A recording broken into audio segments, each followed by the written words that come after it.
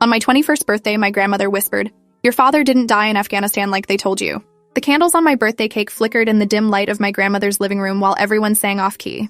Mom stood behind me with her hands on my shoulders, squeezing a little too tight like she always did when she was trying to hold herself together. My younger sister Natalie was recording everything on her phone, and Uncle Dennis was already helping himself to a second slice before I'd even made a wish. It was supposed to be a small family celebration. Nothing fancy, just the people who'd been there through everything since Dad died when I was 6.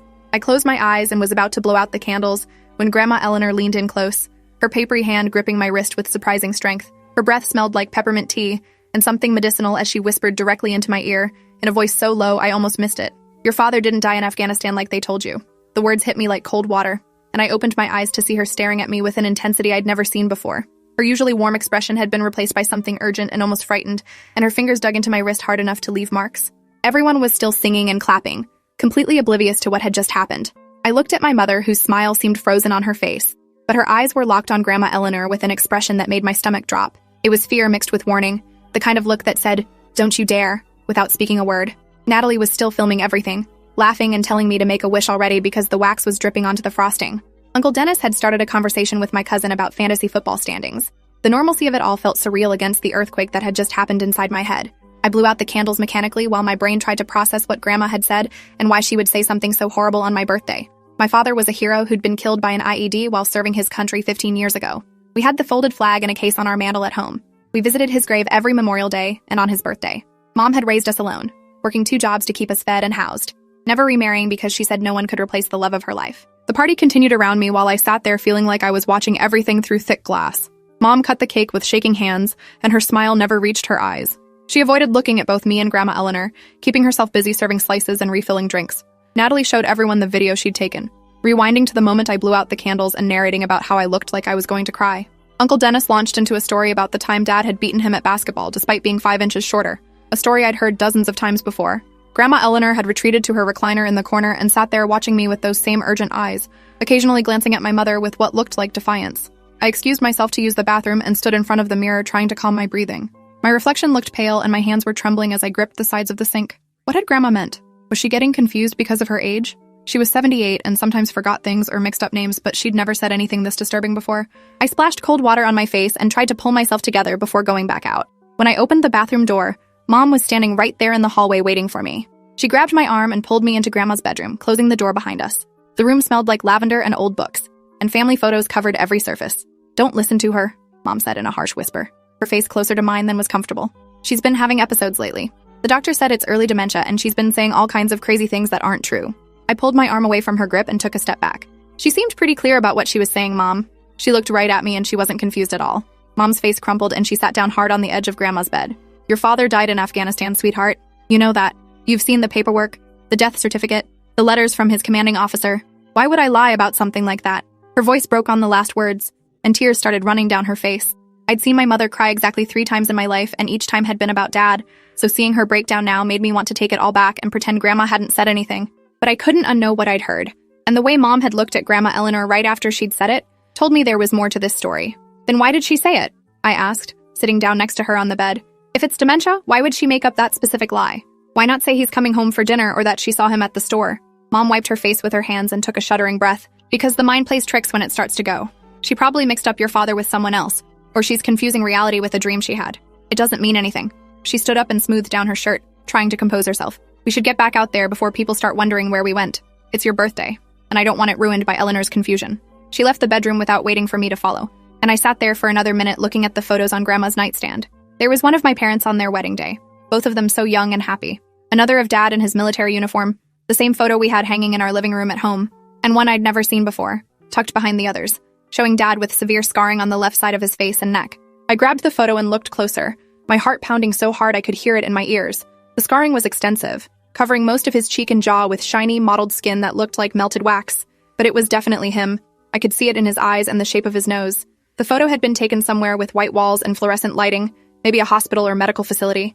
He wasn't smiling, and his eyes looked haunted in a way I'd never seen in any other picture of him.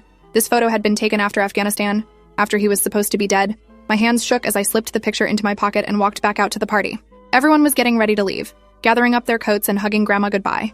Natalie was boxing up leftover cake while Uncle Dennis helped clean up paper plates and plastic cups. Mom was at the door thanking everyone for coming, her public face firmly back in place like nothing had happened. I waited until everyone else had left before approaching Grandma Eleanor, who was still sitting in her recliner looking exhausted. "Grandma, I need you to tell me what you meant," I said quietly, kneeling down beside her chair so we were at eye level. "About Dad not dying. Please, I need to know the truth." She looked toward the kitchen where Mom was washing dishes with her back to us, then reached out and touched my face with her weathered hand. "Your father came home from that war, but he wasn't the same man who left. The things he saw, the things that happened to him over there, they broke something inside him that couldn't be fixed." Her voice was steady and clear, not confused at all. "He was burned so badly in an explosion that half his face was gone. They kept him in a military hospital for months doing surgeries, but he looked different after. And his mind was damaged too, from the trauma. He couldn't sleep without screaming, couldn't be around loud noises, couldn't look at himself in a mirror." She paused and glanced again at my mother. "He made your mother promise to tell you he'd died. Said it would be easier for everyone if he just disappeared. That you and your sister deserved better than a father who was more ghost than man." Mom appeared suddenly, dropping the dish she'd been washing and sending it crashing to the floor. "Mother, stop it right now," she said in a voice I'd never heard her use before, cold and dangerous. "You have no right to tell her these things." We agreed. We all agreed it was better this way. Grandma Eleanor pulled herself up straighter in her chair and met Mom's glare without flinching. "I'm dying, Rebecca. The cancer is in my bones now, and I've got maybe 3 months left. I won't go to my grave carrying this secret anymore. She deserves to know her father is alive." The room went silent except for the sound of Natalie dropping something in the kitchen, and I realized she'd been listening to everything. Mom's face had gone completely white, and she grabbed onto the doorframe like she needed it for support. "You're dying!" Her voice came out as barely a whisper. Grandma Eleanor nodded slowly. "Got the diagnosis last week. Stage 4, spread everywhere. They said treatment would just make my last months miserable, so I'm not doing it. I want to go peacefully at home." I stood up, my legs feeling weak beneath me. Everything I thought I knew about my life was crumbling around me like sand castles at high tide. "Where is he?" I asked, looking between my mother and grandmother. "If he's alive, where has he been all these years?" Neither of them answered at first, and the silence stretched out until Natalie came into the living room. "I want to know too," she said, her voice small but determined. "If Dad's alive, we have a right to know where he is." Mom sank down onto the couch and put her head in her hands. When she looked up, her face was streaked with tears, and she looked older than I'd ever seen her. "He's here, in this city. He's been here the whole time." The words hung in the air between us, and I felt like the floor had dropped out from under me. "What do you mean he's been here? How is that possible? Why wouldn't he contact us?" Mom shook her head and wiped at her face with the back of her hand. "He did contact us. Or he tried to, in his own way. The birthday cards you girls got every year with no return address, those were from him. The anonymous donations to your college funds? Him. The flowers that appeared on our porch every Mother's Day? Your father left them." Natalie had started crying now, sliding down the wall to sit on the floor with her knees pulled up to her chest. "You let us think he was dead," she said between sobs. "We cried at his grave. We talked to a headstone. And he was alive the whole time?" I felt anger rising in my chest, hot and overwhelming. "How could you lie to us like that? How could you let us grow up thinking we'd lost him when he was right here?" Mom stood up and tried to reach for me, but I stepped back, not wanting her to touch me. "You don't understand what it was like," she said, her voice breaking. "When he came back, he was so damaged. The man I married was gone and someone else was living in his body. He couldn't work, couldn't function, had nightmares so bad he'd wake up swinging. He looked in the mirror one day and said he didn't recognize himself anymore. Said you girls shouldn't have to grow up with a monster for a father." Grandma Eleanor spoke up from her chair. "He made Rebecca choose. Either help him fake his death and raise you girls believing he was a hero, or watch him actually kill himself because he couldn't bear living with what he'd become. What choice did she have?" The anger drained out of me and was replaced by something heavier and sadder. I pulled out the photo I'd taken from Grandma's bedroom and held it up. "Is this him? After he came back?" Mom's face crumpled when she saw it and she nodded. "That was taken at Walter Reed Medical Center about 3 months after the explosion. He'd had 4 surgeries by then and they still had more to do, but he couldn't take it anymore. He left the hospital one night and came home, and that's when he told me his plan." She took the photo from my hand and stared at it for a long moment. "I should have told you when you turned 18, both of you. Should have given you the choice to know or not know. But I was scared you'd hate him for abandoning you, or hate me for lying. So I just kept the secret and hoped it would never come out." Natalie had stopped crying and was staring at nothing, processing everything she'd just learned. "So where is he now? What does he do? How does he live?" Mom tucked the photo into her pocket and sat back down on the couch, suddenly looking exhausted. "He's homeless mostly, lives on the streets downtown, moves around to different shelters. He doesn't want help, doesn't want anyone to see him or know who he is. I've tried to get him to accept money or housing, but he refuses everything except letting me keep a bank account for him that he never touches." I sat down next to her, my mind reeling with questions. "Have you seen him? Recently?" Mom nodded. "I see him about once a month. He has a spot under the highway overpass where he usually stays. I bring him food and clean clothes, and we sit together for a little while. He asks about you girls, wants to know everything you're doing. I show him pictures on my phone and tell him about school and your jobs and your lives. The thought of my father living on the streets while we'd been going about our comfortable lives made me feel sick. Why didn't he ever try to see us? Even from far away?" Mom's voice was barely audible when she answered. "He did. He came to every school play, every graduation, every important event. He'd stand at the back where no one could see him clearly, or watch from outside the windows. There were times when you walked right past him on the street and didn't recognize him. She pulled out her phone and scrolled through photos, then handed it to me. The screen showed a man bundled in layers of worn clothing, sitting on a bench in a park I recognized from near our house. His face was turned away from the camera, but I could see the scarring on his neck, and something about the set of his shoulders looked familiar. That was taken last month, Mom said quietly. He was at the park watching Natalie play softball. I took the picture because I wanted to remember him being part of her life even if she didn't know it. Natalie came over and looked at the phone, tears running down her face again. Can we see him? Please, Mom. I need to see him with my own eyes and know this is real. Mom hesitated, and I could see the conflict playing out on her face. I don't know if he'd want that. He's been so adamant about keeping his distance, about not wanting you to see what he's become. Grandma Eleanor's voice cut through from her chair. He's dying too, Rebecca. Maybe not as fast as me, but living on the streets at his age with his injuries and his mental state, he won't last much longer. These girls deserve the chance to know their father before it's too late for both of us. Mom looked at me and Natalie, and I could see the moment she made her decision. Okay, tomorrow. I'll take you to where he usually is, but I can't promise he'll talk to you. Sometimes he's not having a good day and he can't communicate much. And you need to be prepared for how he looks. The scarring is extensive and he's aged a lot from living rough. That night I couldn't sleep, lying in my childhood bed staring at the glow-in-the-dark stars on my ceiling that Dad had put up before he deployed. Everything I thought I knew about my past had been rewritten in a single evening. The hero father who died serving his country was actually a broken man living in the shadows of our city, too damaged to be part of our lives but unable to completely let us go. I thought about all the times I'd felt like someone was watching me, all the strange gifts and cards that had appeared with no explanation. I'd always assumed they were from a kind neighbor or distant relative, never imagining they were from my supposedly dead father. Morning came with gray skies and the threat of rain. Mom was already up making coffee, looking like she'd slept even less than me. Natalie appeared in pajamas with puffy eyes, and we all sat around the kitchen table in silence. I need to call him first, Mom finally said. He has a phone I gave him for emergencies. I'll let him know we're coming so he doesn't run when he sees you. She stepped into the other room and I could hear her voice speaking softly, though I couldn't make out the words. When she came back, her expression was troubled. He answered, but he's not doing well today. Said he's been awake for 3 days and the dreams won't stop. This might not be the best time. I stood up, my decision made. I'm going whether it's the best time or not. I've waited 15 years already. Natalie nodded in agreement and went to get dressed. An hour later, we were driving downtown into an area I'd never spent much time in. The buildings were older here, some abandoned and covered in graffiti. Homeless encampments clustered under overpasses and in empty lots. Mom parked on a side street near a concrete bridge where the highway passed over the city. He's usually under here, she said, grabbing bags of food from the trunk. But he might have moved to one of his other spots if he's having a bad day. We walked under the bridge and the temperature dropped immediately, the air damp and smelling of concrete and exhaust. There were maybe a dozen people living under here in various makeshift shelters made of tarps and cardboard.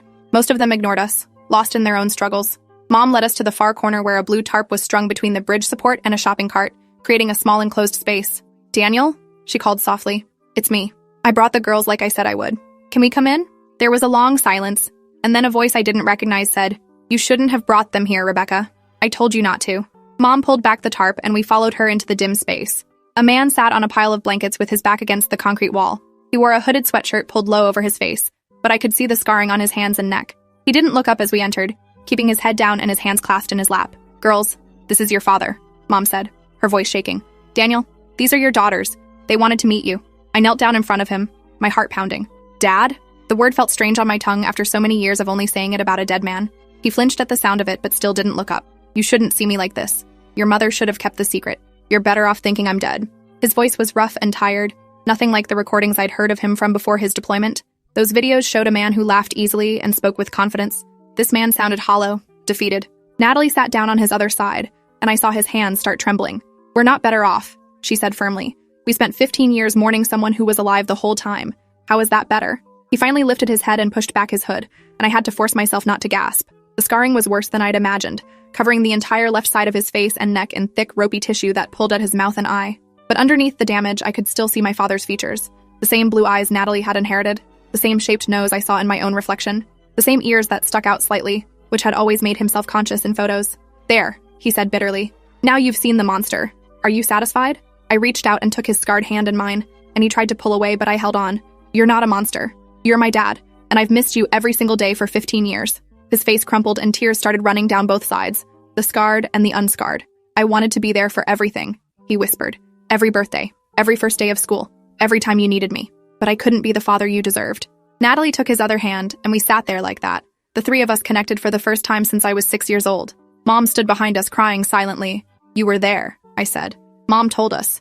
You came to everything. You just hid. But you were there. He nodded, unable to speak. We sat under that bridge for over an hour while he told us about the explosion that had changed everything. He'd been in a vehicle convoy when an IED detonated directly under his Humvee. The explosion had killed 2 of his friends instantly and trapped him in the burning wreckage. By the time they pulled him out, half his face was melted and his lungs were damaged from inhaling superheated air. He'd spent 18 months in military hospitals undergoing surgeries and skin grafts, but the mental wounds were worse than the physical ones. He couldn't sleep without seeing the faces of the men who'd died, couldn't handle crowds or sudden noises, couldn't look at himself without seeing a monster. When they finally released me, I came home planning to try to make things work, he said, his voice raw from talking more than he had in years. But I saw the way people looked at me, saw the fear in children's eyes, saw you girls staring at me like I was a stranger, and I realized I wasn't helping anyone by being there. Mom had tried to convince him to stay, to let them help him adjust, but he'd been determined. He'd made her promise to tell everyone he'd died, to let him fade away so they could all move on with their lives. She'd fought it for months, but eventually agreed when he said the alternative was him actually ending his life. At least this way. She could still see him, could still know he existed somewhere in the world. I got good at being invisible, he continued. Living on the streets, you learn how to blend in, how to disappear into the background. I could be 30 feet away from you, and you'd never notice me. He described watching us grow up from a distance, being present for moments we'd never known about. He'd been at the hospital the night Natalie broke her arm falling off her bike. He'd been in the parking lot when I got my driver's license. He'd stood outside the church at Grandma's husband's funeral. Always there, always watching, never acknowledged. Didn't it kill you? I asked, being so close but never being able to talk to us. He nodded slowly. Every single day. But I thought it was better than the alternative. Better than you having a father who scared you or embarrassed you or couldn't function in normal society. Natalie spoke up then, her voice angry. That wasn't your choice to make. We should have been able to decide if we wanted you in our lives or not. Instead, you and Mom decided for us, and we lost 15 years. He didn't have an answer for that, just sat there looking ashamed. Mom finally spoke from behind us. She's right, Daniel. We were wrong to keep this secret as long as we did. But I'm telling you now, and I'm not letting you hide anymore. These girls need their father, and you need them. He looked up at her with fear clear on his face. I can't go back to being normal. I can't live in a house or hold a job or be around people. Too much is broken inside me. Mom knelt down beside us. Then we'll figure out what you can do. Maybe it's getting you into better housing, or connecting you with the VA for proper treatment. Maybe it's just regular visits with your daughters, but you don't have to live under a bridge anymore. Over the next few weeks, we slowly began rebuilding some kind of relationship with our father. It was awkward and painful and complicated, but it was real in a way that the sanitized hero we'd been mourning never was. Mom helped him get into a veterans housing program that gave him a small studio apartment with support services. He resisted at first, but she wore him down with persistence and guilt. Natalie and I started visiting him twice a week, bringing food and just sitting with him while he adjusted to having walls and a roof again. He still had terrible days when he couldn't handle being inside and would disappear back to his spot under the bridge. Days when the nightmares were so bad he couldn't speak or make eye contact. Days when he was convinced he was still in Afghanistan and we were strangers trying to hurt him. But there were also good days when he could tell us stories about his childhood, or teach us things he'd learned in the army, or just exist in the same room without falling apart. Grandma Eleanor held on longer than her doctors expected, maybe because she wanted to see her son getting help before she died. We moved her into hospice care in November, and she spent her last weeks with family around her constantly. Dad visited her every day, sitting by her bed and holding her hand while she slept. Thank you for not taking my secret to your grave, Mom, he told her one afternoon when it was just the two of them. You gave me my daughters back. She passed away peacefully in December with all of us there. At her funeral, Dad stood at the back of the church wearing a suit Mom had bought him, his scars visible but his head held high. Several people did double takes when they recognized him, whispering to each other about the dead soldier who'd returned. After the service, some of his old army buddies approached him hesitantly.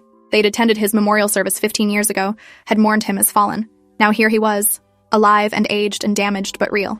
We thought you were gone, Danny, one of them said with tears in his eyes. Dad's voice was rough when he responded. Part of me was, part of me still is, but I'm trying to find my way back. They embraced him carefully, and I saw my father cry in the arms of men who'd known him before the war changed everything. It wasn't a happy ending because there was still too much damage, too many years lost, too much pain that couldn't be undone, but it was real and honest and true, which was more than we'd had before. Dad started attending therapy at the VA, finally getting treatment for his PTSD and depression after years of self-medicating with isolation. The therapist said he had a long road ahead of him, but that he'd taken the hardest step by simply showing up. Natalie struggled with her anger, going through her own counseling to process the betrayal she felt. Some days she couldn't stand to be around either of our parents, furious at them both for the lie. Other days she'd show up at Dad's apartment unannounced just to sit with him in silence. I found myself somewhere in between, understanding why they'd made the choices they had but grieving for the relationship we'd lost. I looked through old photos and videos with new eyes, knowing that the man we'd buried hadn't existed. Every memory was recontextualized, every milestone now shadowed by the knowledge that he'd been there watching from the darkness. On what would have been my father's official death anniversary, we went to his grave together. The headstone was still there with his name and the wrong death date. Should we have it removed? Natalie asked, staring at the engraved letters. Dad shook his head. Leave it. That version of me did die over there. Maybe not physically, but the man who left for that deployment never came home. We stood there in the cold January wind while he said goodbye to the person he used to be. By spring, Dad had been in his apartment for 4 months and was starting to venture out more. He still couldn't handle crowds or loud places, but he could walk through the park or sit in a quiet coffee shop. Mom convinced him to attend a support group for veterans with PTSD, and he met other men who understood what he'd been through. They exchanged phone numbers and started meeting for breakfast once a week, giving each other permission to be broken without shame. One Saturday, Dad asked if we wanted to go to the batting cages. It was something he used to do with me before his deployment, though I barely remembered it. We drove to the facility, and I watched him struggle with the noise of the machines and the other people around us. But he pushed through the discomfort, standing beside me while I swung at pitch after pitch. "You've got a good swing," he said after I connected solidly with a fastball. Better than mine ever was. It was such a normal father-daughter interaction that it made my throat tight with emotion. This was what we'd missed. These small, ordinary moments that added up to a relationship. We couldn't get the lost years back, but maybe we could build something new from the wreckage. Natalie's graduation came in June, and Dad asked if he could attend. "I've watched from the parking lot before," he said quietly. "But I'd like to actually be there this time if you want me." Natalie had grown more comfortable with him over the months, her anger softening into something more complicated but also more real. "I want you there," she said. Not hiding, not watching from far away. Actually there. On graduation day, Dad sat between me and Mom in the third row. He wore the same suit from Grandma's funeral and held my hand when his anxiety got too overwhelming. When they called Natalie's name and she walked across that stage, he stood up and cheered louder than anyone else in the gymnasium. She looked right at him and smiled, her first genuine smile directed at him since learning he was alive. After the ceremony, we took family photos together for the first time in 15 years. The photographer looked confused when Mom explained that yes, this was her husband, and yes, he'd been gone, but now he was back. The pictures show all 4 of us standing together, Dad's scars visible but his arm around my shoulders and pride clear on his face. That summer we established new traditions, replacing the ones built around his absence with ones that acknowledged his presence. Sunday dinners at Mom's house with Dad invited every week. He often couldn't stay long, but he always came. Monthly camping trips where the quiet of nature helped him feel calmer. Regular phone calls where he'd check in on us or just listen to us talk about our days. It wasn't a normal family by any standard definition, but it was ours, and it was honest. We stopped pretending his damage didn't exist, and instead found ways to work around it. On the first anniversary of Grandma Eleanor telling me the truth, I visited her grave with Dad. "She saved us all," he said, laying flowers on her headstone. "She gave me the push I needed to stop hiding, and she gave you girls your father back." I leaned against him carefully, always aware that touch could sometimes be difficult for him. "She was brave when no one else could be, including you." He didn't argue with that assessment. We'd all been cowards in our own ways, choosing comfortable lies over difficult truths. But Grandma had forced us to face reality, and while it had been painful, it had also been necessary. As we walked back to the car, Dad paused and looked at me seriously. "I'm sorry I wasn't there for your childhood. Sorry you had to grow up thinking your father was dead. Sorry for all the years we lost." I took his scarred hand in mine. "I'm sorry too. Sorry you went through what you did. Sorry the system failed you when you came home. Sorry you felt like you had to disappear." We stood there in the cemetery acknowledging all the sorrows that had shaped our family. Then we got in the car and drove home together, father and daughter, damaged but real, lost but slowly finding our way back. The man who died in Afghanistan was still dead, buried under that headstone with the wrong date. But the man who'd survived, scarred and broken and afraid, was learning to live again. And we were learning to love him, not despite his damage, but with it. If you enjoyed this, you'll definitely want to see the next ones too. So subscribe now and let me know your take in the comments.